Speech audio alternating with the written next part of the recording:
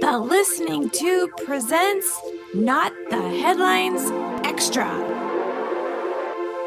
I'm Bob Woodley from The Listening Tube. While the military operations of the United States and Iran have come to a standstill, there's still a lot of activity. Behind the scenes, talks are being held, armaments are being replenished, and while it seems like the American military is taking a well-earned break, they probably aren't. In addition to what's going on in the Iranian theater, there's also a lot going on when it comes to studying and understanding what's happened and how best to react to it. Certainly, the downing of an American fighter jet is among the concerns the U.S. Air Force has, as well as the rescue mission to extract the remaining airmen from inside Iranian territory.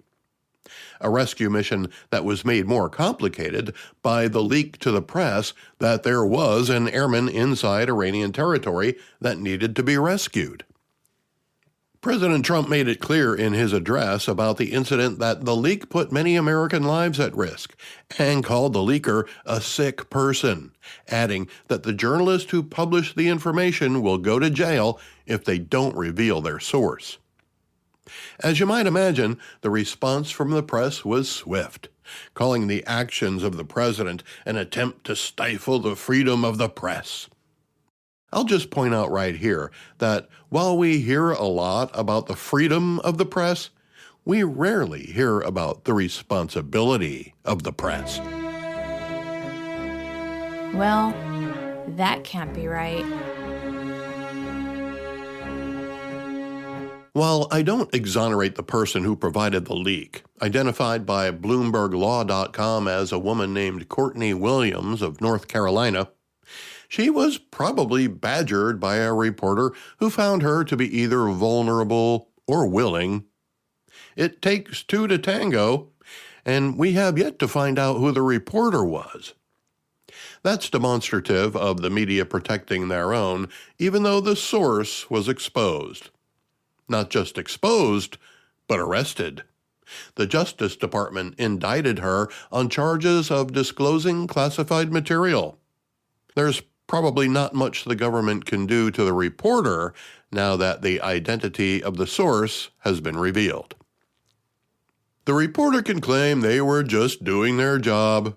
There's no inquiry as to whether or not the information was gathered legally or if the source was coerced in any way. In this case, though, it sounds like the woman was more than willing to give up the classified information. But that doesn't mean the reporter is entirely innocent either. With great power comes great responsibility. Today's media seems to have forgotten that. Maybe there were other news outlets that had the information and chose to keep it embargoed, but from what I can gather, it was one source talking to one reporter and no others. That should make it easy to narrow it down to who it was.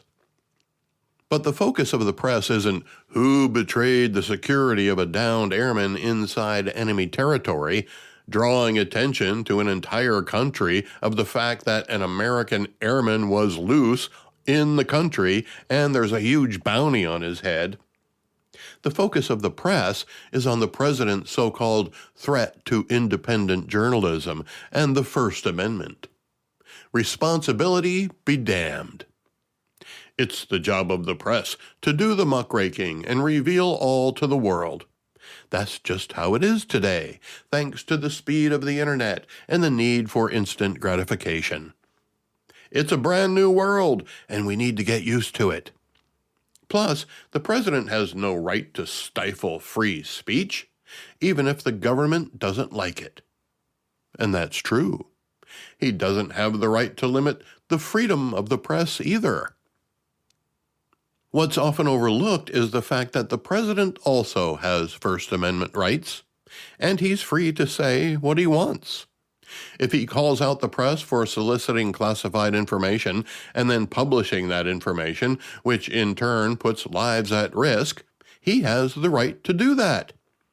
In fact, he has just as much right to criticize the press as the press has to reveal that there's an American on the loose inside Iran. Although his response was predicated by the betrayal. This is really nothing new. Another president, 120 years ago this week, on April 14th, 1906, expressed his displeasure with the press. Theodore Roosevelt, whose term as president is but one facet of the incredible and adventurous life he lived, also criticized the press for its muckraking. The Chronicle of the 20th Century tells the story.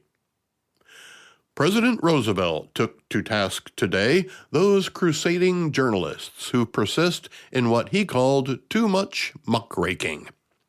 Speaking at the dedication of a new House office building in Washington, the president noted that in Bunyan's Pilgrim's Progress, there was a man who never looked up to the finer things, even when promised a celestial crown, but who constantly applied his muckrake to the filth of the floor. Roosevelt conceded that there is filth on the floor, and it must be scraped up from time to time. He also said politicians who betray the public trust must be exposed, and corrupt businessmen must be prosecuted. These men with their muckrakes, the president said, are often indispensable, but only if they know when to stop raking muck.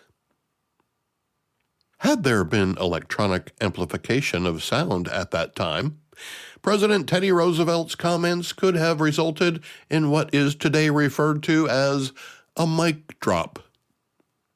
120 years later, we're still trying to find the right balance between what's allowed and what's right. That's fine if you think women should be allowed to walk around topless.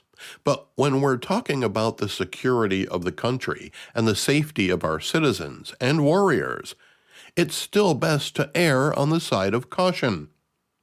I can't believe that after 120 years, the press hasn't figured that out yet. I'm Bob Woodley from the Listening Tube. Get a lot more content from the Listening Tube with Bob Woodley podcast.